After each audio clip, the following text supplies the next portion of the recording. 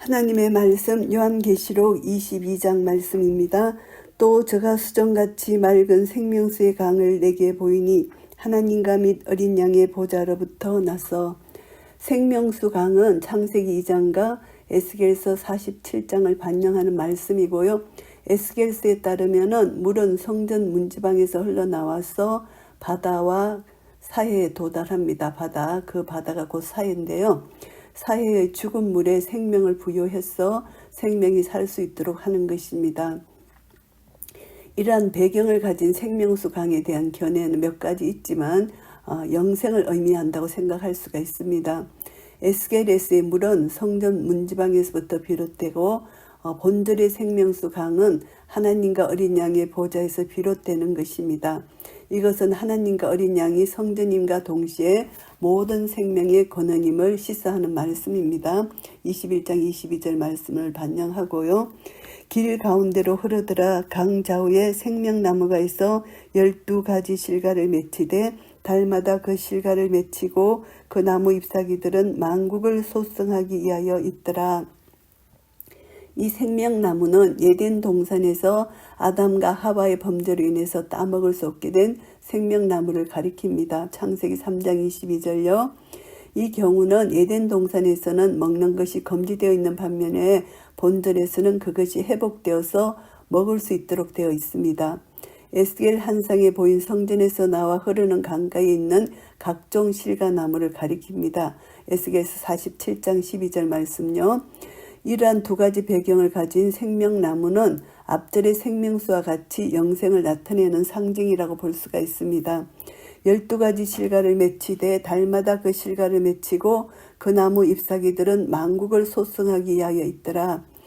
본문은 에스겔서 47장 12절 말씀을 반영하고 있습니다. 여기서 12가지 실과를 맺히되 달마다 그 실과를 맺히고 이것은 문자적인 의미의 열매가 풍성함을 의미하기보다도 생명나무의 생명력이 왕성하여 영생을 의미하는 실과가 풍성함을 시사하는 말씀이라고 볼 수가 있습니다.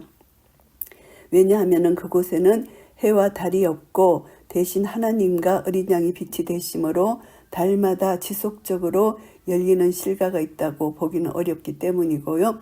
나무 잎사귀들은 만국을 소성하기 위해 있다는 에스겔서 47장 12절 말씀을 반영하고요.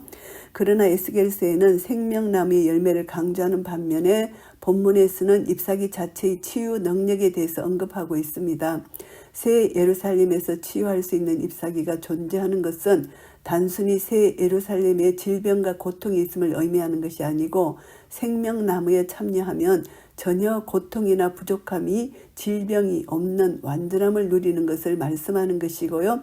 새 예루살렘에 참여하여 생명나무의 가시를 먹는 자는 그리스도로 말미암아 죄와 사망의 고통에서 온전히 벗어났다는 것을 암시하는 말씀입니다.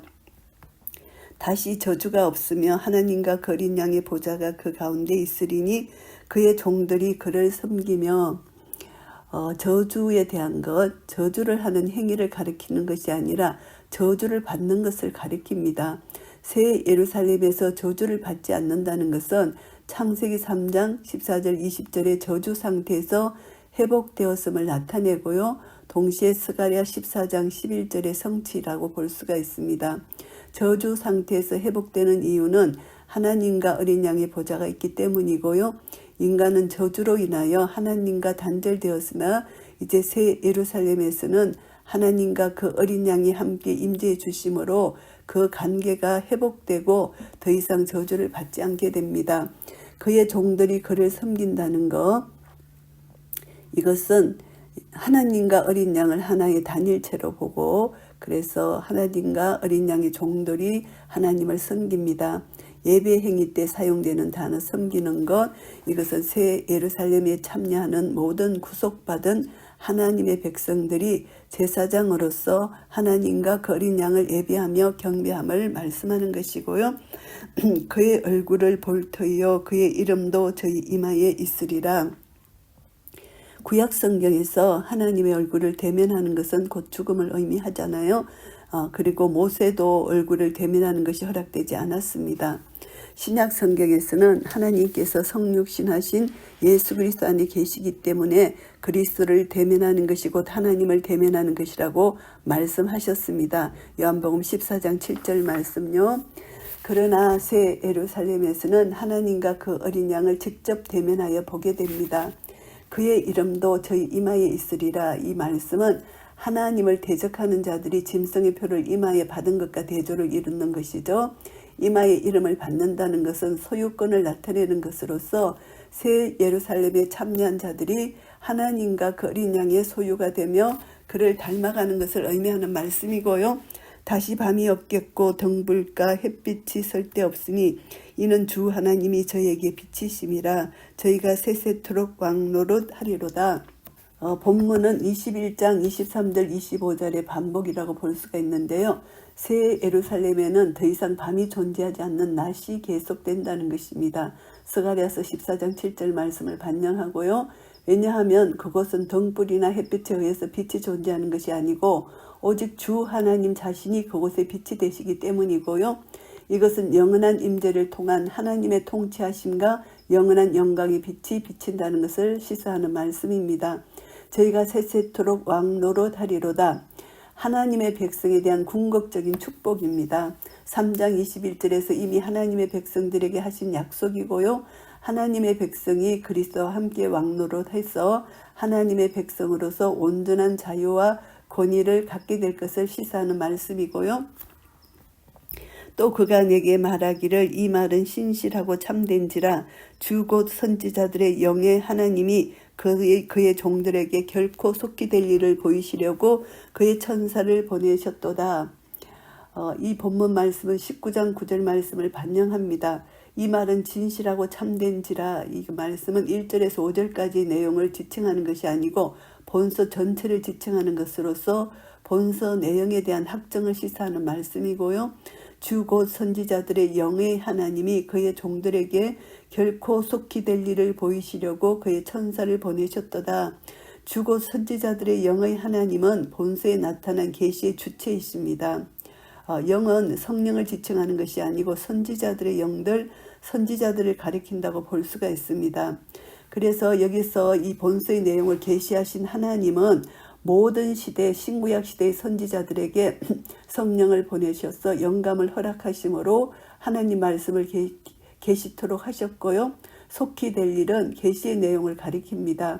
1장 1절 반복으로 시간상으로 곧 이루어질 내용을 지칭하는 것이 아니고 때가 이르렀을 때 지체 없이 이루어질 것을 의미하는 말씀이고요. 이러한 예언의 내용은 1장 1절과 마찬가지로 하나님으로부터 천사를 통해서 예언자들에게 전하여진 것이고요. 보라 내가 속히 오리니 이 책의 예언의 말씀을 지키는 자가 복이 있으리라 하더라. 속히 오신다는 것입니다. 예수님께서 하신 말씀의 반복입니다. 2장 16절, 3장 11절이죠. 속히는 앞절의 속히와 동일한 의미로 그리스도께서 지체하지 않으시고 오실 것을 말씀합니다.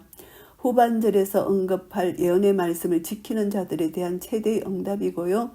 예언의 말씀을 지키는 자의 복은 본서에 언급된 7가지 복 중 6째 복입니다. 첫째 복을 언급하고 있는 1장 3절의 말씀의 반복 말씀입니다. 예언의 말씀을 굳게 붙잡고 오직 그리스도만을 바라보며 고난 가운데 인내하여 승리한 자들에게 주어지는 복이고요. 이것들을 보고 들은 자는 나 요한이니 내가 듣고 볼 때에 이 일을 내게 보이던 천사의 발 앞에 경배하려고 엎드렸더니 보고 들은 나 요한은 요한 자신이 이제까지 언급한 모든 예언의 내용들이 항울경이나 어떤 꿈에 의한 것이 아니라 직접 눈으로 목격하고 귀로 들은 분명한 하나님의 말씀임을 시사하는 것입니다. 요한이 천사를 경배하려는 행동은 앞서 19장 10절에서 진술한 바도 있습니다. 이것을 보면은 3가지 해석이 있습니다. 계시를 전달받는 요한의 겸손한 자세를 가리킨다고 보는 자도 있고 계시를 받을 만큼 높은 영적 능력을 소유한 요한 자신도 유일하게 경배를 받을 대상인 하나님 대신에 좋은 것 그 자체를 경배하려는 그런 유혹에 이겨내지 못했다 이렇게 해석하는 자도 있고 또 흔히 있었던 천사 숭배가 잘못된 행위임을 강조하는 것이라고 주장하는 자도 있습니다. 나름대로 타당성을 지닌다고 볼 수가 있고요. 저가 내게 말하기를 나는 너와 내 형제 선지자들과 또 이 책의 말을 지키는 자들과 함께 된 종이니 그리하지 말고 오직 하나님께 경배하라 하더라. 19장 10절의 반복 말씀입니다. 천사는 요한의 경배 행위를 제지하면서 자신이 하나님의 종임을 강조하고 오직 하나님만을 경배하라고 권면합니다. 19장 10절에서는 천사가 자신을 요한과 예수의 증거를 받은 형제들과 동일시했지만 본절에서는 요한과 선지자 그리고 이 예언의 말씀을 지키는 자들과 동일시하고 있고요. 천사는 말씀을 전하는 선지자들과 그 말씀을 듣고 지키는 자들, 구속을 받아서 하나님의 백성이 된 자들과 같은 하나님의 종이라는 것이죠. 그래서 천사가 하나님의 계시를 전하여 준다 할지라도 그는 결코 경배 대상이 될 수 없고 오직 계시의 근원이신 하나님만이 경배 대상이 된다는 말씀이고요. 또 내게 말하되 이 책의 예언의 말씀을 임봉하지 말라 때가 가까우니라. 임봉하지 말라는 것은 10장 4절에서 임봉하고 기록하지 말라고 명령한 것과 대조를 이루는 말씀입니다. 임봉하지 말라는 명령에 대해서 죄인들이 더 이상 구원을 얻을 길이 없기 때문이라고 주장하는 사람도 있고 재림의 때가 가까워 더 많은 사람들로 그리스도를 영접하고 구원의 길을 걷게 하기 위함이라고 주장하는 사람도 있습니다. 그 명령은 이 예언의 말씀을 더 이상 감추지 말고 드러내라는 의미로서 본서의 예언의 말씀이 교회가 알 필요가 있으며 모든 사람이 들어야 하는 것임을 시사하는 말씀이고요. 때가 가까우니라는 예수 그리스도의 재림의 임박성을 시사하는 것입니다. 예언의 말씀을 임복하지 말아야 하는 이유입니다. 예언의 말씀은 근본적으로 마지막 때에 이루어질 그리스도와 하나님을 대적하는 사단의 무리 그리스도 즉 그리스도와의 전투를 시사하고요. 역사의 매 순간에 하나님과 사단의 영적 전투로 드러나기는 합니다마는 때가 가까우니라는 것은 재림의 임박성 그리스도의 재림에 대한 그리스도인의 기대성을 암시하는 말씀이라고 볼 수가 있고요. 불의를 하는 자는 그대로 불의를 하고 더러운 자는 그대로 더럽고 의로운 자는 그대로 의를 행하고 거룩한 자는 그대로 거룩되게 하라. 본절은 마지막 때의 사람들이 자신들의 마음과 행위대로 열매를 거두게 됨을 시사하는데요. 그래서 지금 이때에 회개해야 함을 강조하는 말씀이라고 보고요. 보라 내가 속히 오리니 내가 줄 상이 내게 있어 각 사람에게 그의 일한 대로 갚아주리라. 보라 내게 속히 오리라 이 말씀은 7절의 반복 말씀입니다. 이와 같이 악한 자와 의로운 자를 구별하여 심판하시는 것과 연결된 재림은 이사야서 40장 10절 말씀에 심판하시기에 오시는 하나님의 모습을 반영하는 것이고요. 이는 권능의 손을 휘둘러 심판하시는 하나님의 권세가 재림하시는 그리스도에 의해 성취됨을 시사하고요. 각 사람에게 그의 일한 대로 갚아주리라는 것은 그리스도의 재림의 목적을 가리킵니다. 이처럼 행위에 근거한 판단이나 심판은 성경 전체에서 자주 나타나는 말씀이고요. 이것은 마지막 백보자 심판을 묘사할 때 20장 13절에서도 동일하게 사용되었고요. 본절에서 언급함과 같이 의로운 자에게 주어지는 상은 많은 핍박과 고통 가운데서도 오직 그리스도에게만 충성을 다하고 믿음을 인내로 지킨 자들에게 주어지는 보상입니다. 의로운 자에 대한 보상은 상대적으로 악한 자에게 하나님의 엄중한 심판이 있음을 암시하는 말씀이고요. 그리스도의 재림은 그를 추종하고 따르는 자들에게 보상이 주어지는 즐거움을 가져다 주고 짐승과 사단을 숭배하여 하나님을 대적한 자들에게는 두려운 심판만을 가져다 준다는 것을 깨닫게 되고요. 나는 알파와 오메가요 처음과 나중이요 시작과 끝이라. 이 칭호는 하나님의 칭호입니다. 본절에서는 십자가의 죽음에서 부활하신 그리스도의 칭호로 나타나는데요. 그리스도께서 의로운 자에게 상을 주시고 악한 자에게는 심판을 하시는 심판자로서의 권위와 능력의 근거를 시사하는 말씀입니다. 이 세 가지 표현 알파와 오메가, 처음과 나중, 그리고 시작과 끝은 동일한 의미를 지닌 표현이고요. 부활하신 그리스도께서 역사의 주로서 완전한 심판자가 되심을 시사하는 말씀이고요. 그 두루마기를 빠는 자들은 복이 있으니 이는 저희가 생명나무에 나아가며 문들을 통하여 성에 들어갈 건세를 얻으려 함이로다. 7가지 복 중의 마지막 복에 대한 묘사입니다. 두루마기를 빠는 상징은 7장 14절에서 언급되었는데요. 이것은 사람들이 죄로 인하여 더럽혀진 옷을 그리스도의 피로 씻어서 그리스도의 구속에 참여하는 것을 나타냅니다. 두루마리를 씻어 그리스도의 속죄사에게 참여하는 것은 그리스도 안에서 주어지는 영생을 소유하고 하나님의 거룩하심의 영광을 공유하는 것입니다. 특별히 7장 14절에서 이제 보면은 역사적인 십자가상의 구속사역에 참여함을 시사한 반면에 본문에서는 이 빤다 이것은 예수님께서 베드로에게 목욕한 자는 발만 씻으면 된다 말하신 것처럼 핍박과 환난 가운데서도 계속적으로 그리스도의 피를 의지하고 오직 하나님과 그리스도에게만 충성을 다해야 함을 시사하는 말씀이고요. 이는 저희가 생명나무에 나아가며 문들을 통하여 성에 들어갈 건설을 얻으려 함이로다. 이 말씀은 두루마리를 빠는 자들에게 주어지는 2가지 복에 대한 묘사입니다. 생명나무는 영생의 참여를 나타내고 성에 들어갈 건세는 구속받은 하나님의 백성들만이 들어갈 수 있는 새 예루살렘 성의 참여를 가리킵니다. 오직 그리스도만을 의지하고 그에게만 충성해서 그의 고난과 죽음에 기꺼이 동참하는 자들, 구속받은 자들은 새 예루살렘 성에 속하여 영생을 누리게 된다는 말씀이고요. 개들과 술객들과 행음자들과 살인자들과 우상숭배자들과 및 거짓말을 좋아하며 지어내는 자마다 성 밖에 있으리라.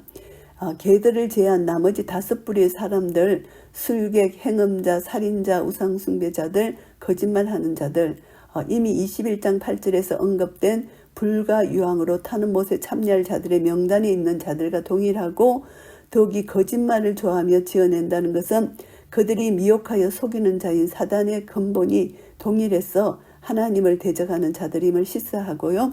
불과 유황으로 타는 못에 들어갈 자들의 명단에 들어있지 않는 개들은 성경에서 더럽고 악한 자들을 가리킬 때 사용된 표현이고요. 신명기 23장 18절에서는 남창을, 또 마태복음 15장 26절에서는 이방인을, 빌립보서 3장 2절 3절에서는 유대인의 율법을 강요하는 자들을 가리킬 때 사용되고, 이 개들이 하나님의 뜻과 통치하심을 거부하고 대적하는 자들을 가리킴을 시사하고요. 개들과 불못에 들어갈 5부류의 사람들은 그리스도의 피로 두루마기를 빨아 구속에 참여한 자들과는 달리 새 예루살렘 성에 들어가지 못하고 둘째 사망에 참여하는 자들이라는 것을 알게 됩니다. 나 예수는 교회들을 위하여 내 사자를 보내어 이것들을 너희에게 증거하게 하였노라. 나는 다윗의 뿌리요 자손이니 곧 강명한 새벽별이라 하시더라. 이 본서의 예언의 말씀이 그리스도에게서 비롯된 것이고 그 신빙성이 분명함을 강조한 말씀입니다. 예언의 말씀은 그리스도에게서 사자 곧 천사를 통하여 요한에게, 그리고 요한이 교회들에게 전가한 것이고죠. 너희에게로 이것은 요한을 비롯한 모든 구속받은 자들, 즉 하나님의 백성 전체를 가리키고요. 하나님의 백성 전체에게 주어진 예언의 말씀은 어느 한 사람에 대한 것이 아니라 교회 전체를 향한 예언의 말씀입니다. 이 사실은 본서 내용이 심판만을 강조하기 위하여 전하여진 예언이 아니고 교회로 환난과 핍박 가운데 온전히 그리스도에게만 충성할 수 있도록 위로와 근면의 내용이 내포되고 있음을 시사하는 말씀입니다. 나는 다윗의 뿌리요 자손이니 곧 광명한 새벽별이라 하시더라. 다윗의 뿌리요 자손이니, 이 말씀은 5장 5절의 반복입니다. 또 이사야 11장 1절하고 10절에 진술된 약속의 성취로서 예수 그리스도께서 다윗의 집안에서 태어나서 구약을 성취하시고 온 인류를 구원하시기 위해서 오신 메시아이심을 시사하는 말씀이고요. 강명한 새벽별은 민수기 24장 17절 말씀을 반영합니다. 민수기에서 언급된 야곱에서 나온 한 별, 사실상 다윗을 가리키나 여기서는 상반절의 다윗의 뿌리요 자손이니라 이거와 연결되어서 그리스도를 지칭한다고 보고요. 이것은 십자가상에서 죽으셨다가 부활하신 그리스도께서 역사의 유일한 주이시며 그의 메시아적 통치를 통해서 죄로 어두운 세상을 물리치시고 오직 의와 평강만으로 다스리는 종말론적인 새 시대의 여명이심을 시사하고요. 그리스도는 자신의 구속 사역을 통해서 구원하시고 재림하셔서 심판하심으로 사단과 짐승의 핍박으로 인해 백성들이 고난당하던 어둠을 물리치시고 새로운 시대의 빛을 가져다 주신다는 것이고요. 성령과 신부가 말씀하시기를 오라 하시는도다. 듣는 자도 오라 할 것이요 목마른 자도 올 것이요 또 원하는 자는 값없이 생명수를 받으라 하시더라. 성령과 신부는 한 목소리로 초청을 하고 있습니다. 여기서 성령은 선지자들을 통해 계시의 말씀을 선포하시는 분이시고 19장 10절 말씀, 신부는 어린 양의 아내인 교회를 가리킵니다. 19장 7절 말씀요. 성령은 교회에게 예수에 대한 정언할 수 있도록 영감을 허락하실 뿐만이 아니라 설교나 전도의 과정 속에서 죄와 의 그리고 심판에 대해서 사람들의 양심에 직접적으로 역사하시고 정언하십니다. 요한복음 16장 8절에서 11절 말씀을 반영하고요. 그렇기 때문에 성령과 교회의 증거는 한 가지입니다. 둘이 연합해서 오직 예수 그리스도에 대해서 세상에 선포하며 증거하게 된다는 것이고요. 성령과 교회가 연합해서 행하는 초청은 그리스도의 재림으로 인해 더 이상 기회가 주어지지 않을 때까지 계속 지속된다는 것을 알게 됩니다. 오라 하시는도다. 듣는 자도 오라 할 것이요 목마른 자도 올 것이요 또 원하는 자는 값없이 생명수를 받으라 하시더라. 네 번의 초청이 나타납니다.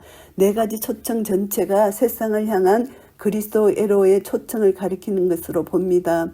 여기서 세 번 오라 이것은 현재 시제로 그리스도의 재림으로 더 이상 해결할 수 없을 때가 이르기까지 지속적으로 초청의 역사가 이루어지고 있음을 시사하고요. 지속적인 초청의 말씀을 듣고 갈급하여 생명수를 마시기를 원하는 자들은 무료로 생명수를 공급받아 영생을 소유하게 된다는 말씀입니다. 이사야서 55장 1절 말씀과 요한복음 4장 14절 말씀 반영하는 말씀이고요.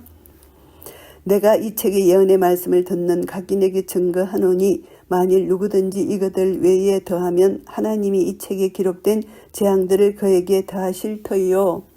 본서를 마무리하면서 이제 본서의 예언의 말씀을 가감하는 것에 대해 경고합니다. 요한은 이 경고를 통해서 본서의 내용이 자신의 상상이나 꿈을 기록한 것이 아니고 분명한 하나님 말씀인 예언의 말씀임을 밝힐 뿐만이 아니라 예언의 말씀의 권위를 확정하고 있습니다. 신명기 4장 2절 말씀을 반영한 것이고 그리스도께서 천사를 통해 요한 자신에게 전하여 준 계시의 말씀의 권위에 대한 확정을 강조하는 말씀이고요. 내가 이 책의 예언의 말씀을 듣는 각인에게 증거하노니 만일 누구든지 이것들 외에 더하면 하나님이 이 책에 기록된 재앙들을 그에게 더하실 터이요. 이 말씀은 듣는 각인이라는 것은 1장 3절에서 언급한 바와 같이 본서가 수신자들 공동체 내에서 크게 읽혀져서 참석한 모든 사람들에게 들려질 것을 시사하는 것이고요. 본문에서 예언의 말씀을 듣는 자들이 본서 이외에 어떤 것이라도 더할 경우에 대해 진술합니다. 기록된 이미 완전히 기록된 것을 가리킵니다. 본서의 예언의 말씀이 더 이상 가감할 것이 없고 완전한 거다는 것이죠.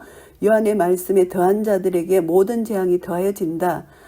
이렇게 표현을 합니다. 예언의 말씀을 변질시키고 더하는 자들에게 내릴 심판의 엄중함을 경고하는 것이고요. 만일 누구든지 이 책의 예언의 말씀에 제하여 버리면 하나님이 이 책에 기록된 생명나무와 및 거룩한 성의 참여함을 제하여 버리시리라. 이 말씀도 앞절과 대조적으로 완전한 예언의 말씀을 제하여 버리는 경우에 대한 묘사인데요.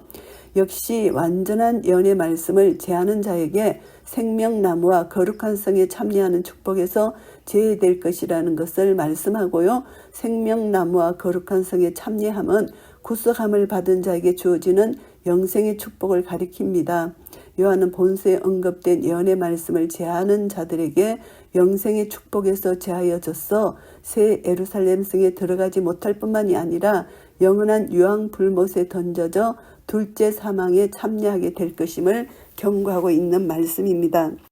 이제 창세기와 계시록을 비교해 본다면은 1장, 2장, 창세기 1장, 2장에서는 천지를 창조한 것이고 계시록 21장, 22장은 새하늘과 새 땅을 창조한 것이 나오고요. 그리고 창세기 2장에는 생명나무를 잃어버렸는데 계시록 22장은 생명나무를 다시 찾게 되는 것이고요. 창세기 3장은 사단으로 인해서 죄와 죽음, 저주가 온 것입니다. 그런데 계시록 20장에서는 이제 사단이 완전히 멸망되고 다시 한번 이런 저주가 없어지는 이런 은혜를 얻게 된 것입니다. 이것을 보면은 하나님께서 우리 잃어버렸던 모든 것을 회복시켜주는 회복의 역사, 이것이 계시록에서 다시 한번 하나님의 사랑, 하나님의 놀라운 은혜를 경험하게 되는 것입니다.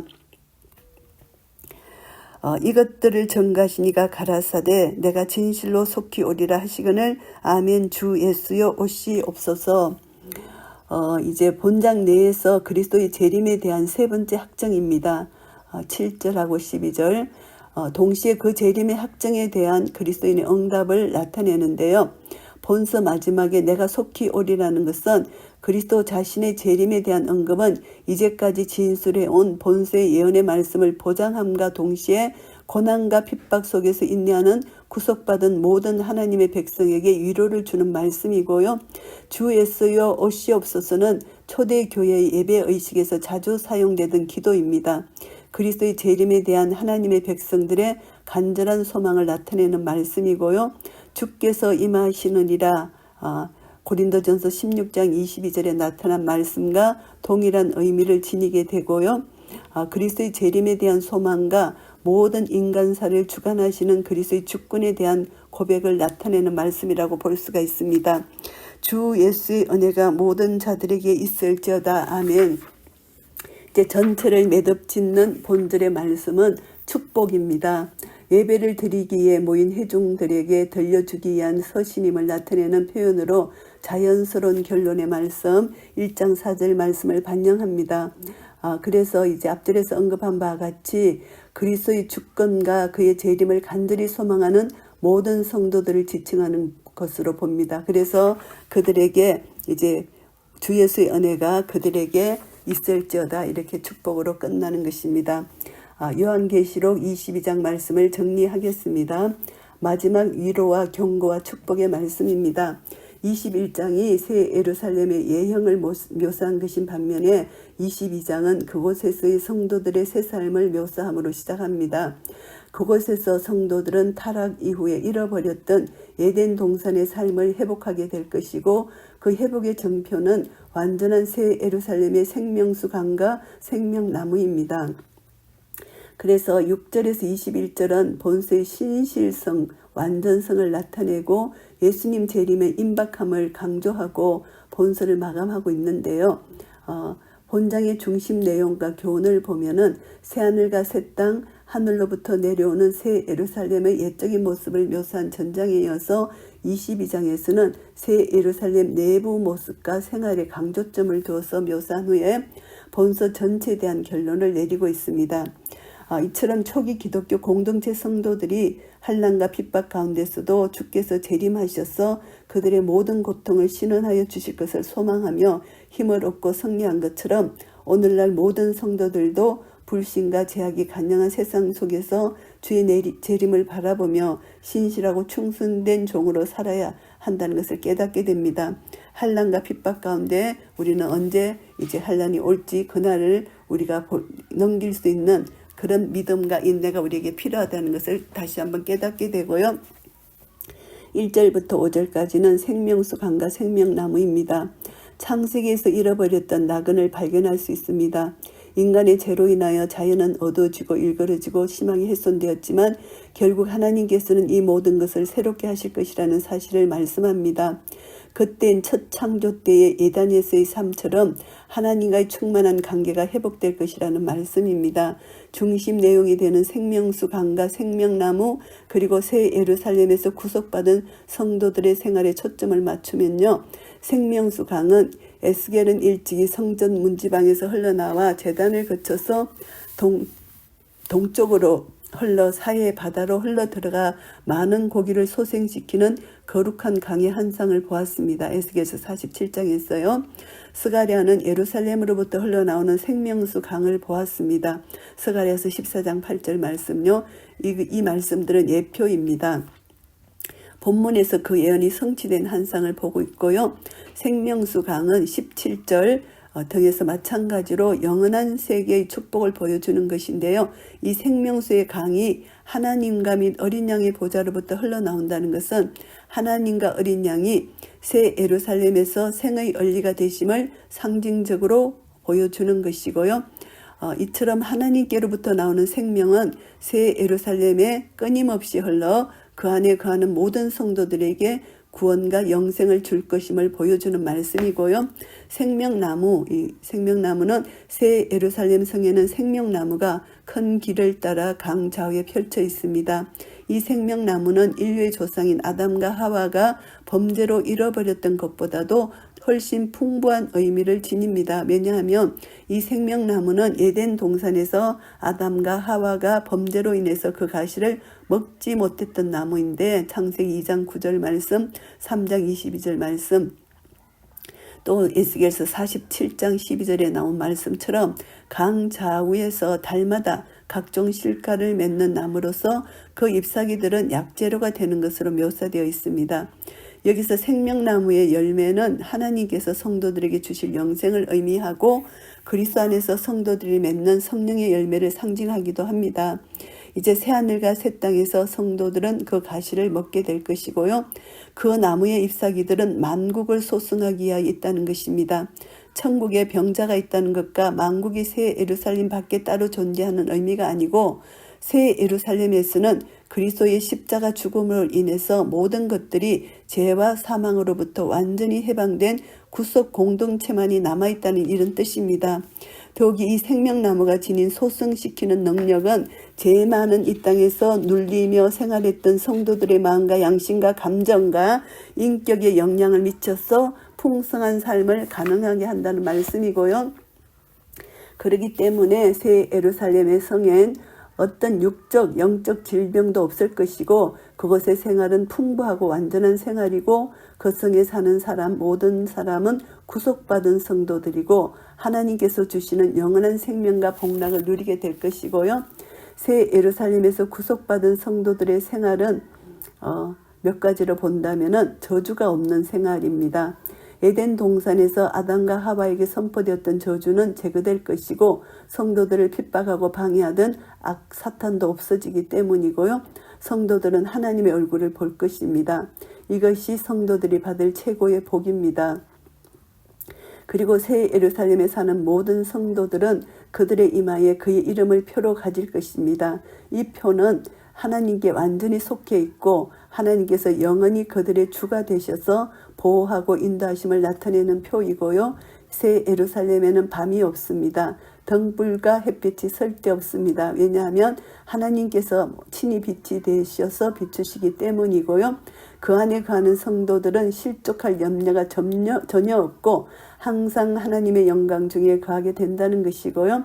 새 예루살렘의 성도들은 전심전력으로 기쁨으로 신령과 진정으로 하나님을 예배합니다. 하나님의 보좌를 중심으로 생활 전체가 예배하는 생활이라는 것이죠. 그리고 이곳에서 성도들은 세세토록 왕노릇하게 된다는 것입니다.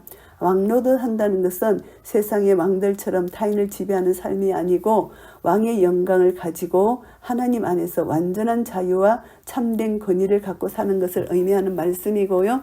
6절부터 21절까지는 이제 본서의 결론입니다. 본서에 기록된 예언의 신실성에 대한 확정이고요. 그리스도의 재림의 긴박성이고요. 하나님 나라의 초대 경고입니다. 그래서 마지막 부분은 그리스도의 임박한 재림에 대해 기대로 가득 차 있고요. 여기서 이제 초대를 합니다. 7교회에 보낸 편지의 마지막 끝맺는 말들은 성령이 교회들에게 하시는 말씀을 들으라는 초청이잖아요.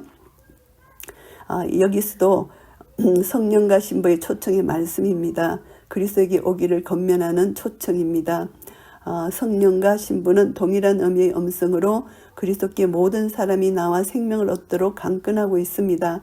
오라는 말은 그리스도께서 우리를 부르시는 소리이고 또한 말씀에 기록된 대로 모든 듣는 자가 복창해야 할 말이고요. 여기서 나타나는 이 진리는 모든 성도들이 복음을 전해야 된다는 것을 다시 한번 깨닫게 됩니다. 그리스도의 초대를 받은 사람은 그 초대를 다른 사람들에게 전해야 하고요. 그리스도에게 발견된 사람은 다른 사람들을 찾아야 한다는 것입니다. 이 초청의 비밀, 이 초청의 위대함을 우리가 깨닫게 됩니다. 목마른 자와 언하는 자를 초청합니다. 그래서 우리는 이제 그들을 초청하고 그들과 더불어 이 거룩한 성에 들어갈 수 있는 하나님이 아직까지 주어진 기회대로 우리는 끝까지 복음을 전해야 된다는 것을 깨닫고요. 그래서 이제 계시록 이제 1장부터 계속되는 그의 일한 대로 갚아주리라 이 경고의 말씀을 우리가 듣고 마지막까지 우리는 주님의 복음을 전거해야 된다는 것이고요. 그리고 이제 우리는 그들의 이제 모든 죄가 두루마리에 빨았기 때문에 어린 양의 피에 그 옷을 씻어 희게 했기 때문에 우리는 그 성에 들어갈 수가 있습니다. 십자가에 죽으신 그리스도에 의해서 깨끗하게 되었다는 것을 알고 믿는 자들은 생명나무에 나아갈 권세를 얻게 되고요. 하나님의 통치에 우리는 살게 되는 것입니다. 그래서 우리는 이것을 통해서 주님이 오라는 부름에 이제 우리는 또 초청에 초청받은 것을 감사하고 날마다 감사와 찬양이 넘치는 삶을 살고 아멘 주 예수의 오시옵소서 이 말씀을 통해서 우리는 주님의 재림을 소망하며 기다리는 것입니다. 그리스도의 재림이 가깝기 때문에 우리는 이것이 속히 성취될 것을 알기 때문에 이 예언의 말씀을 읽고 듣고 지키는 자에게 복이 있다고 말씀하신 것처럼 날마다 이 말씀을 듣고 읽고 깨닫고 순종해서 주님의 재림의 그날까지 우리는 주님을 소망하며 사모하고 기다리는 그런 믿음의 경주가 우리 속에 있어야 된다는 것을 알게 됩니다. 이 예언의 말씀을 임봉하지 말라는 주의 명령을 통해서도 하나님의 구속의 은총을 느낄 수가 있습니다. 하나님은 지금도 초청하고 계십니다. 예수 그리스도를 믿지 않는 자 하루속히 주께로 돌아오고 오라 하시는 주님의 말씀에 응해야 되고 주님은 속히 오실 것입니다. 우리는 아멘 주 예수여 오시옵소서 이 말씀을 소망하며 주 예수의 은혜가 모든 자에게 있을지어다 하는 이 축복의 말씀을 우리가 받았습니다. 이제 주님은 곧 오실 것입니다. 주님이 오시는 그날까지 우리는 믿음과 인내를 지키면서 예수 그리스도의 어린 양의 피 그리고 하나님 예수님께서 전간 그 전가의 말씀을 끝까지 붙들어야 됩니다. 또 여러 형제가 어린 양의 피와 자기 전가는 말을 인하여 저를 이기었으니 그들은 죽기까지 자기 생명을 아끼지 아니하였도다. 죽기까지 우리 생명을 아끼지 않고 주님께 충성하는 자 그리고 하나님 말씀과 예수 그리스도의 증거 자기의 본 것을 다 증거하는 이 증거를 통해서 우리는 끝까지 예수 그리스도의 증인이 되어서 우리 생명을 조금도 아끼지 않고 주님을 위하여 내어드릴 때 착하고 충성된 종아 잘하였다 칭찬받는 한 분 한 분 되시기를 예수 그리스도 이름으로 축복합니다. 2020년 5월부터 오늘 2024년 6월 8일까지 창세기부터 계시록까지 성경 66권 각 건의 한 장 한 장씩을 이제 강해 설교로 유튜브에 올리게 되었습니다. 오늘이 마지막 날인데요. 지금까지 인도해 주신 하나님께 감사와 찬송과 영광을 올려드리고요. 그리고 이제 제가 호코마 종합주석을 참고로 했습니다. 그래서 호코마 종합주석 편지자이신 강병도 목사님께 감사를 드리고요. 그리고 또 제가 녹음하는 중에 물심양면으로 저를 도와준 남편께도 감사를 드리고 그리고 동생이 이제 제 설교를 듣고 서로 기도문을 주고받은 그 동생께도 감사를 드리고 제가 이제 유튜브에 이것을 올리게 된 계기는 성령님의 강건적인 인도하심이었다고 보고요. 북한 우리 동포 한 사람 한 사람이라도 제 설교를 듣고 주께로 돌아오는 그런 구원의 역사가 있기를 바라는 마음이 있었습니다. 그래서 한 영혼이라도 제 설교를 듣고 주께로 돌아온다면 하나님께 크신 영광을 돌릴 수가 있을 것 같습니다. 그래서 이제 오늘 총 마무리하면서 다시 한번 하나님께 감사, 찬송, 존귀, 영광을 올려드립니다. 할렐루야, 아멘.